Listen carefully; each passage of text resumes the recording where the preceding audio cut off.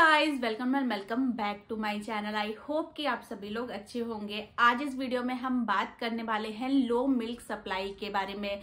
अगर एक माँ का मिल्क सप्लाई जो है वो लो हो जाता है तो इससे बड़ी टेंशन की बात उसके लिए कुछ नहीं होती है। ये मैंने खुद एक्सपीरियंस की है सारी चीजें कि जब बेबी 3 या 4 मंथ का होता है और वो पूरी तरीके से ब्रेस्ट फीडिंग पे ही है और जब माँ का मिल्क सप्लाई जो है वो लो हो जाता है तो क्या सारी चीजें हमें फेस करनी पड़ती है। तो इस वीडियो में जानेंगे कि क्या हम चीजें कर सकते हैं जिससे हमारा मिल्क सप्लाई अच्छे से पूरा होता रहे, हमारे बेबी जो है वो भूखा ना रहे, बेबी हमारा हेल्दी और स्वस्थ रहे। तो सारी चीजें मैंने अपनी टाइम में क्या किया था जब मेरी मदरहुड जर्नी चल रही थी, जब ब्रेस्ट फीडिंग जर्नी चल रही थी, तो मैंने बहुत सारे टिप्स अपनाए थे। साथ ही मैं कुछ ऐसे प्रोडक्ट्स आपके साथ शेयर करूंगी जो आप ले सकती हैं और उससे थोड़ा बहुत मिल्क सप्लाई बूस्ट होने में हेल्प मिलती है। अगर आप डॉक्टर के पास भी जाती हैं तो डॉक्टर भी आपको यही रिकमेंड करते हैं। मुझे भी डॉक्टर ने यही रिकमेंड किया था।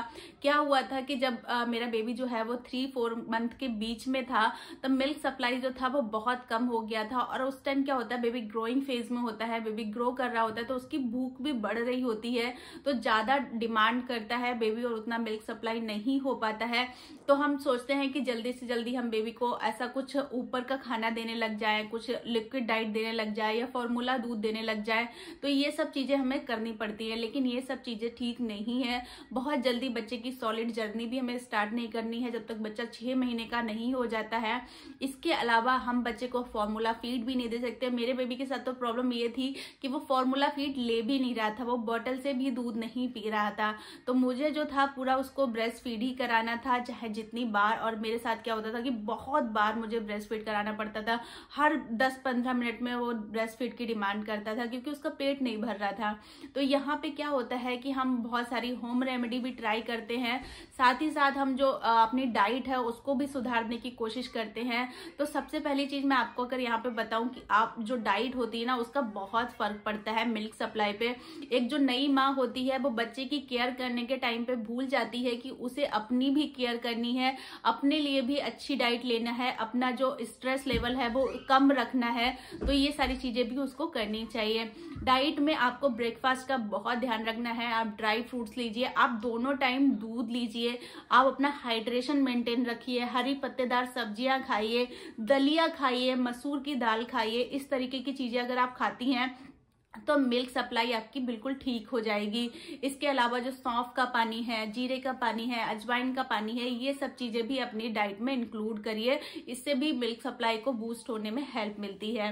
इसके अलावा हाइड्रेशन तो आपको मेंटेन रखना ही है क्योंकि जो मदर मिल्क होता है उसमें ज्यादातर जो होता है वो पानी होता है। तो हाइड्रेशन अच्छा रखिए, दूध की मात्रा बढ़ाइए, ये सारी चीजें कीजिए, इससे आपकी मिल्क सप्लाई अच्छी होगी। यहाँ पे कुछ प्रोडक्ट ऐसे होते हैं जो आपको जरूर से लेने चाहिए अगर आपको मिल्क सप्लाई बूस्ट करना है। ये इंस्टेंट आपकी मिल्क सप्लाई को बूस्ट कर देते हैं। 1 या 2 बार ही लेंगी आप और आपको लगेगा कि हाँ फर्क आ रहा है मिल्क सप्लाई में। तो सबसे पहला जो मैंने प्रोडक्ट यूज किया था वो था मदर स्पर्श का वरदान। तो वरदान जो प्रोडक्ट था वो मेरे लिए बहुत अच्छा साबित हुआ, बहुत फायदेमंद साबित हुआ और पूरा 1 डब्बा मैंने वरदान का जो था वो लिया। इसमें जो मेन इंग्रेडिएंट रहता है वो होता है शतावरी। वरदान का जो टेस्ट था वो थोड़ा अच्छा नहीं था तो मैं 1 ही डब्बा ले पाई। उसके बाद मैंने डॉक्टर को बोला कि मुझे मतलब उतना टेस्ट अच्छा नहीं लग रहा है, मैं ले तो लेती हूँ बच्चे को दूध पिलाने के लिए लेकिन उतना अच्छा नहीं है। तो डॉक्टर ने मुझे जो दूसरा सजेस्ट किया था वो था लैक्टोनिक ग्रेन्यूल। तो लैक्टोनिक ग्रेन्यूल जो था वो मेरे लिए बहुत अच्छा था, उसका टेस्ट भी अच्छा था, उससे मिल्क सप्लाई भी बूस्ट हुई। लगभग 1-2 बार ही मैंने लिया और अच्छा मिल्क सप्लाई उससे हुआ।